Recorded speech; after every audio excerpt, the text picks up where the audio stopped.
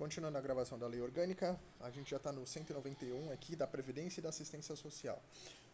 O município, no âmbito da sua competência, vai assegurar ao servidor público plano de previdência e assistência social a ser definido em lei. Então, hoje a gente já sabe que a previdência de vocês como servidor público é aquele IPREV Santos, né? Aquela previdência própria, né? Então, vocês não se aposentam pelo INSS, se aposenta por essa previdência aí que é do município, tá? A lei assegurará pensão ao cônjuge supérstite ou, na falta deste, aos herdeiros ou beneficiários do servidor falecido.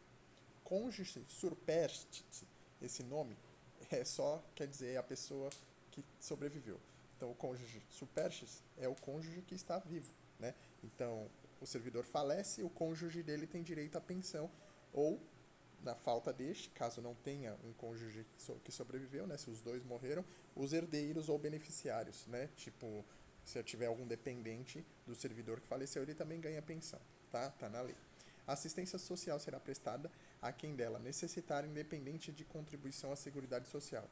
Então, aqui tem um artigo falando que a assistência social do município, ela será prestada para qualquer pessoa que necessite, independente se a pessoa contribui. É aquele tipo de assistência social para quem realmente precisa, né? Às vezes, benefícios para pessoas de baixa renda que são dados pelo município. A gente não está falando do governo federal, Bolsa Família, nada disso. É algum programa municipal, tá? Vamos lá. Promoção social. O município planejará, executará e regulamentará as ações na área da promoção social com base nos seguintes princípios. Então, aqui eles vão colocar 3 princípios para a promoção social. Um é a participação da comunidade. 2 é a descentralização administrativa, respeitada a legislação federal, considerado o município e suas comunidades instâncias básicas para o atendimento da realização de programas. E 3, a integração das ações dos órgãos e entidades da administração em geral, compatibilizando programas e recursos e evitando duplicidade de atendimento. Então aqui eles estão falando que para promoção social, né, que é aquela ascensão que a gente consegue, sei lá, tirar uma pessoa de uma área de risco para ir morar num lugar melhor, tal, esse tipo de coisa, tem que ter a participação da comunidade, tem que ter uma descentralização, a gente já falou sobre isso. Descentralização é quando, ao invés da gente centralizar tudo na prefeitura, a gente divide as responsabilidades com o governo federal, com o governo estadual, com outras empresas. Então, é a descentralização administrativa, né? E a integração de ações com órgãos e entidades para poder evitar a duplicidade de atendimento. Porque, às vezes, por exemplo, o município vai lá e presta uma assistência para uma pessoa e resolve que aquela pessoa vai receber um valor ali mensal de assistência. Aí o governo do estado tem um outro programa e vai lá e presta a mesma assistência para aquela pessoa. Aí vem o governo federal com o Bolsa Família e também presta assistência. Quando vai ver, a pessoa está recebendo 4 ou 5 benefícios e aí, né, realmente, para evitar esse tipo de duplicidade, para que a pessoa não receba mais do que o necessário, para que possa a divisão de recursos chegar para todo mundo, tem que ter uma integração. Então é isso, integração para que os órgãos conversem entre si e falem, já atendi essa pessoa, tá? Não precisa você atender em duplicidade, tá? 194. O plano de promoção social do município terá por objetivos principais atenção à família, à maternidade, à infância, à adolescência e à velhice. Então, a família, maternidade, infância, adolescência e a velhice. Então, eles podem querer mudar aqui e falar que o plano de promoção social do município tem o objetivo principal, o trabalho e sei lá, e outras coisas que a gente geralmente iria entender, né, como realmente um objetivo, mas não é no caso da promoção social, tá? A gente pode pensar que na promoção social a gente tem que priorizar o trabalho para a pessoa, dar um emprego, alguma coisa, mas não, aqui ele está falando primeiro atenção à família, porque sem estrutura, né, a pessoa não consegue fazer outras coisas. Maternidade, infância e adolescência, ou seja, as mães, as crianças e os adolescentes, e também a velhice, né? Então é isso, são os objetivos desse plano de promoção social. Número 2, atendimento a migrante e mendicância, ou seja, ao migrante, que é a pessoa que está... Migrante é quem vai sair do município, tá? E mendicância é quem é mendigo mesmo, que mora na rua. Então, eu achava que aqui deveria ser ao imigrante, que é a pessoa que vem de fora. Mas aqui ele está falando ao migrante, que é a pessoa que está indo embora. Ó, prevenção do abandono do idoso. A gente já viu lá em cima que tem que dar atenção à velhice, então a prevenção do abandono do idoso é uma repetição de objetivo. Profissionalização do adolescente, agora sim a gente está falando de trabalho, mas de ensinar o adolescente, né? Profissionalização é ensinar para que ele se torne um profissional e possa vir a entrar no mercado de trabalho, tá? E o número 5, outros programas sociais necessários, então isso daí é algo bem genérico para entrar qualquer coisa. 195. O município criará o Conselho de Promoção Social, mais um conselho que o município tem que criar. Todos os capítulos que a gente está vendo agora, sempre no final fala isso. O município vai criar o Conselho X para cuidar disso. O município vai criar o Conselho Y para cuidar daquilo. Então, se alguém perguntar uma questão, para a área da saúde, o município criou um conselho específico e tal, provavelmente está certa a resposta, você pode marcar essa alternativa, porque a gente viu que cada um dos capítulos tem um conselho específico para cuidar. A gente não precisa gravar quais são esses conselhos, muito difícil eles cobrarem nominalmente, tá? Vamos falar aqui da educação, artigo 96. A educação, direito de todos e dever do poder público e da família, promovida e incentivada com a colaboração da sociedade, deve ser ministrada com base nos artigos 205 e seguintes da Constituição, inspirada nos princípios da liberdade, da solidariedade e do respeito aos direitos humanos, visando o pleno desenvolvimento da pessoa e a formação do cidadão, eliminando estereótipos existentes nos livros didáticos. Então, aqui, na nossa lei orgânica, ele usa um texto bem genérico para falar que a nossa educação tem que ser baseada no que está lá na Constituição. Isso é óbvio, né? Porque a Constituição é a lei máxima do país, então todas as outras leis que derivam dela tem que ser baseadas nela. E tem que ter aqui, ó, solidariedade, respeito aos direitos humanos, tal. É uma coisa bem genérica. Difícil alguém tentar fazer alguma coisa e uma questão sobre isso.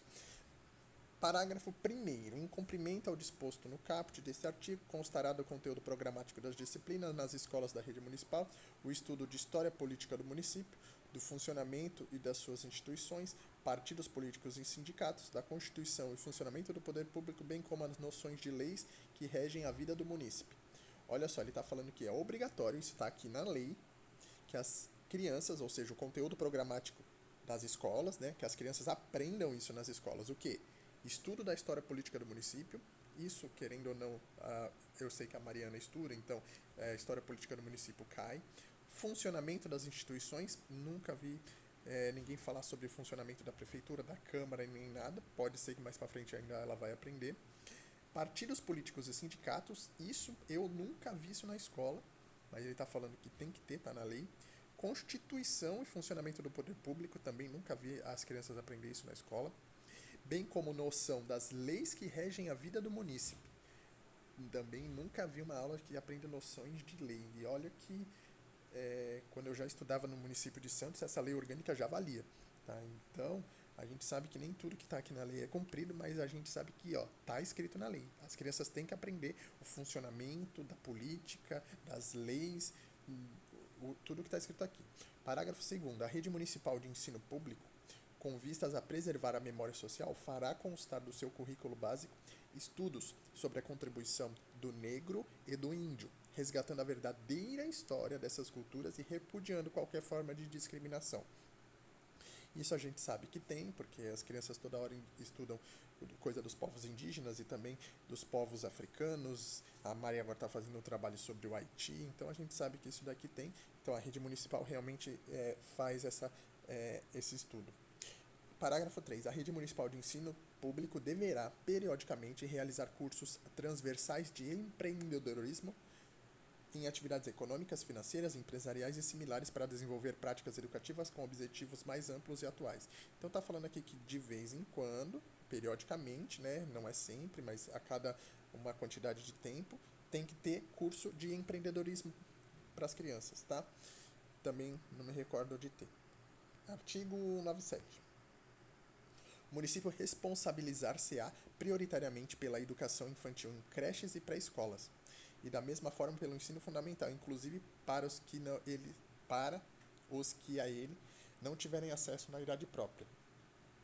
Então, a prioridade do município é na educação infantil, creche, pré-escola e no ensino fundamental. É por isso que no ensino médio, a maioria das escolas, as crianças vão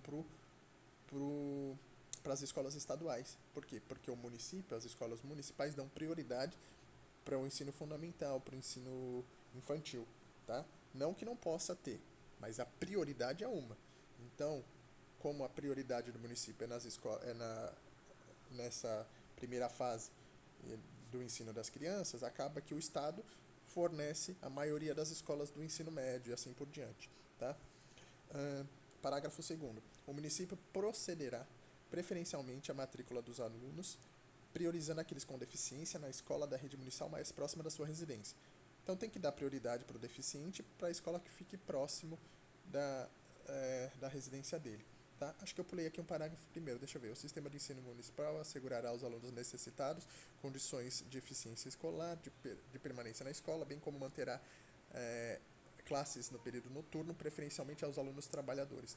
Então tá falando aqui que tem que ter horário noturno nas escolas municipais também para quem trabalha, tá?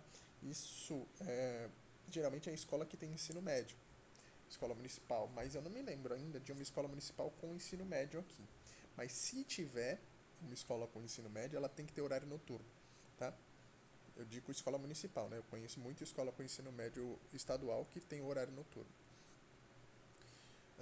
198 será estimulada a prática do civismo nas escolas municipais, bem como complemento à formação do indivíduo. Então a gente sabe que o pessoal canta o hino nacional, aprende sobre o dia do soldado, tal, essas coisas é o que chama de prática do civismo.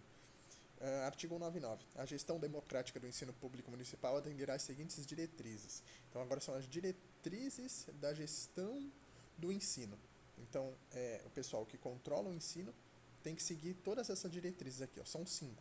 Vamos ver quais são. Participação da sociedade na formulação e na execução da política educacional. Então tem que ter aquele debate com a sociedade, tem que ter aquelas audiências públicas para debater o que pode ser falado, o que não pode ser falado, esse tipo de coisa, tá? Prestação de contas à sociedade sobre a utilização dos recursos. Então, a utilização de recursos, o dinheiro nosso público tem que ser prestado conta sempre, não só na educação, né, em todas as outras áreas. Mas aqui ele deixou um artigo para falar que na educação também está incluído. Letra C. Instituição de conselho deliberativo em caráter permanente em todas as unidades escolares formados por estudantes, professores, pais, funcionários. É aquela... esqueci o nome, como é que é?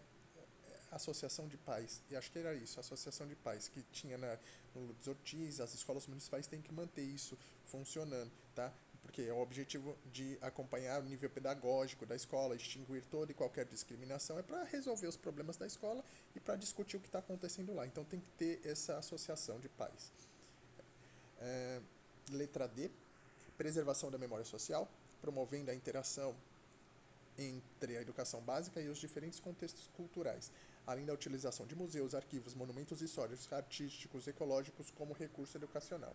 Então tem que preservar a nossa memória social e utilizar tudo isso, monumentos artísticos, monumentos históricos, ecológicos. É por isso que as crianças do município vivem passeando pro aquário, pro orquidário, pro museu de pesca e tal, exatamente porque está aqui na lei que eles precisam utilizar isso como método de ensino. Letra E. Promoção de atividades curriculares e interdisciplinares que visem o reconhecimento e a valorização do patrimônio cultural, contribuindo para a sua preservação. Que é o que a gente acabou de falar. Passeios e tudo, atividades interdisciplinares, coisa que está fora das disciplinas básicas de português e matemática e tal. Artigo 200. É vedada a cessão de uso de próprios públicos municipais para o funcionamento de estabelecimento de ensino privado de qualquer natureza com fins lucrativos. O que está falando é que não pode ceder uma escola para se virar uma escola particular. Tá? Então, se tem fins lucrativos, não pode utilizar os bens públicos. Tá? Próprios públicos são os nossos prédios que pertencem ao município. 201. O município manterá os profissionais de ensino em nível econômico e social à altura de suas funções, proporcionando-lhes oportunidades de atualização e valorização, garantindo, na forma da lei, planos de carreira, piso salarial compatível com suas atribuições. Então está falando que o município tem que manter o salário dos professores compatível, né? Bem, eu conheço professoras municipais de Santos, sei que é um município que paga relativamente bem em comparação com muitos outros. Então, os professores de Santos, pelo menos, eles são remunerados, eu acredito que num patamar bom, então essa lei aqui, de certo modo, está sendo mantida. Artigo 203. O município aplicará anualmente para a manutenção e desenvolvimento do ensino 30% no mínimo da receita resultante de impostos, compreendida inclusive proveniente de transferências precedentes no Estado e da União. Então vocês estão vendo que na educação é aplicado 30%. Né? A gente já tinha visto outras porcentagens, né? Na área da saúde, a gente já tinha visto também na área do desenvolvimento social e tal. 30% é um patamar muito alto de investimento. Talvez por isso que as escolas municipais de Santos são melhores do que as outras escolas da região, quando se trata de escola municipal, porque eles realmente aplicam muito. O município de Santos tem muita arrecadação, por causa do porto e tal, é a maior cidade aqui da região, então eles têm muito dinheiro e 30% dessa arrecadação tem que ir para a educação. Então é um bom investimento. Parágrafo único. A lei definirá as despesas que se caracterizam como manutenção e desenvolvimento do ensino. Então, isso tem que ser definido em lei, né, para onde vai o dinheiro. 204. As crianças e adolescentes deficientes físicos e mentais que, pelo seu grau de deficiência, não tenham condições de acompanhar o processo de escolaridade nas salas de aulas comuns, poderão ser atendidos em estabelecimentos especializados mediante bolsa de estudos oferecidas pelo poder público, desde que provada a carência de recursos da família. Então é aquilo, se a criança tem uma necessidade especial e ela não se adapta numa escola municipal, e existe uma escola particular que é ideal para ela, se a família não tem recursos para manter essa criança, o município vai colocar essa criança numa escola particular e vai bancar. Então é o que está falando aqui na lei. Tá? Mas isso quando o próprio município não tem um equipamento público para atender, né? Porque se tiver uma escola especializada que seja pública, vai ser preferência a colocar numa particular. 205. O ensino religioso de matrícula facultativa constituirá disciplina nos horários normais na rede municipal de ensino. Então está falando que pode haver ensino religioso, mas que é facultativo, ou seja, a criança ou o pai da criança é que tem que decidir se faz ou não, não pode ser obrigatório, tá? Seção 5, da cultura, vamos ver. Esse da cultura dá para fechar que é pequenininho. Artigo 206. O município garantirá a todos o pleno exercício dos direitos culturais, acesso às fontes de cultura, apoiará e incentivará a valorização e difusão de suas manifestações, com prioridade para as diretamente ligadas à história de Santos e suas comunidades e seus bens. Então está falando aqui que para a cultura, o município tem que garantir o pleno exercício dos direitos e o acesso às fontes. Eu não sei se isso está hoje sendo cumprido plenamente, porque a gente sabe que você paga para tudo. Você paga para ir no museu de pesca, você paga para ir no museu do mar, você paga para ir no orquidário, você paga para ir no aquário. Então, o fato de você cobrar, eu não sei se está garantido o pleno exercício para que todo mundo utilizasse essas coisas da cultura. Mas, bem, a lei diz isso. A gente tem que manter o pleno exercício dos direitos.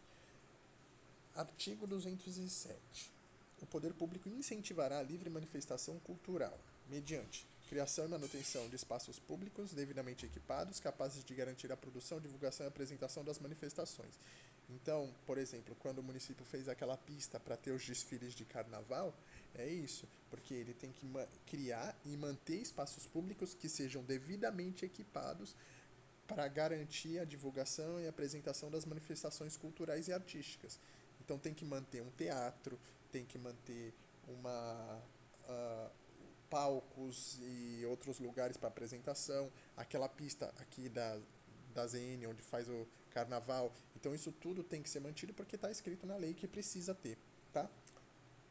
Item 2. Desenvolvimento de intercâmbio cultural e artístico, integração com programas culturais e apoio de instalações de casas de cultura e bibliotecas públicas. Então, biblioteca pública a gente sabe que tem na praia, casa de cultura a gente sabe que no centro tem, que são o Teatro Brás Cubas e outros, a Casa da Frontaria, esses lugares que são públicos e que servem para esse tipo de evento. Outro item aqui, ó, acesso aos acervos das bibliotecas dos museus, arquivos e congêneres. Claro, se você tem a biblioteca, você tem que ter acesso ao que tem nela, né? Não adianta ter a biblioteca lá e as pessoas não poderem pegar as coisas. Item 4. Promoção do aperfeiçoamento e valorização dos profissionais da cultura. Então, isso aqui tá falando que tem que ajudar os profissionais que fazem, né? Os artistas, os curadores de exposição e etc. Item 3. Não, item 5, perdão. Planejamento e gestão de conjunto de ações, garantir a participação de representantes da comunidade, então sempre falando que a comunidade tem que participar, tá? Item 6, compromisso de resguardar e defender em seu território a integridade, a pluralidade, a independência e a autenticidade das culturas brasileiras, então tem que defender a cultura brasileira no nosso território, tá? Defender não é dizer que as outras culturas não podem participar, não é isso, né? É mais para evitar que ela seja prejudicada, degradada, difamada, esse tipo de coisa. 7. Cumprimento de política cultural não intervencionista, visando a participação de todos na vida cultural. Não intervencionista é não emitir opinião sobre a cultura, né? Porque a prefeitura não pode falar simplesmente eu não gosto dessa música, não vou colocar. Não é isso. Ele tem que dar acesso à cultura e aos que as pessoas gostam, mas tem coisas que uns gostam, outros não gostam, então não é o poder público que definir o que é legal ou não é. É a política não intervencionista. Ele tem que liberar para que as pessoas possam se expressar culturalmente. E quem gostar, quem não gostar, cada um vai lá e assiste o que gosta. Item 7. Preservação dos documentos, das obras e demais registros de valor histórico. Óbvio, né? Isso a gente já tinha visto em vários outros artigos. Artigo 210. Constitui patrimônio municipal e deverão ser protegidos pelo poder público os documentos, as obras e outros bens materiais e imateriais de valor histórico, artístico e cultural, os monumentos, as paisagens naturais notáveis, os conjuntos e sítios arqueológicos, paleontológicos, ecológicos, científicos tombados, blá blá blá blá, tudo que está no município e que tem algum valor histórico e cultural constitui patrimônio do município, ou seja, é coisa que pertence a toda a população, tem que ser protegido. E a lei vai dispor sobre a fixação de datas comemorativas de alta significação no município. Então, datas comemorativas são definidas por lei, tá? Então, sempre que alguém inventa uma data municipal e você sabe que aquela data lá é dia do servidor de Santos, dia do padroeiro de Santos, dia de... Isso daí é tudo, existe uma lei para cada um desses dias. Vamos matar essa seção do turismo aqui agora. O município promoverá e incentivará o turismo como atividade prioritária, fator de desenvolvimento econômico e social. Então, o município tem que desenvolver o turismo na cidade. A gente sabe que aqui eles fazem bastante para atrair. A gente tem o porto, a gente tem várias coisas e uma rede hoteleira muito grande. Então, eles têm que incentivar. Como é que se incentiva? Né? Se diminui os impostos para que os hotéis possam cobrar mais barato, que possa atrair turistas. Você faz campanha, esse tipo de coisa. O poder público estimulará os diversos segmentos ligados direta e indiretamente ao turismo e os projetos que visem o desenvolvimento do setor, através de incentivos fiscais, que eu acabei de falar, concessão a ser definido pelo plano diretor, etc. Então, é o que eu acabei de falar. Para poder incentivar esse setor, eles têm que fazer políticas específicas, né? Dar desconto, esse tipo de coisa, tá? A gente vai tratar da parte do esporte e lazer amanhã, tá? Esporte, lazer, e eu sei que você já deve estar de saco cheio dessa lei orgânica. Vamos olhar o que falta aqui, ó. A gente vai continuar no 216. Depois do esporte e lazer vai ter um pedacinho de defesa do consumidor, um pedacinho de proteção especial e a disposição final. Tá vendo? Então são mais 1, 2, 3 capítulos, porque aquele dali da defesa do consumidor é um artigo só que nem conta.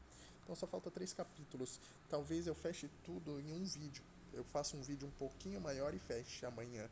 E aí a gente finaliza a lei orgânica, tá? Então é isso, bom estudo.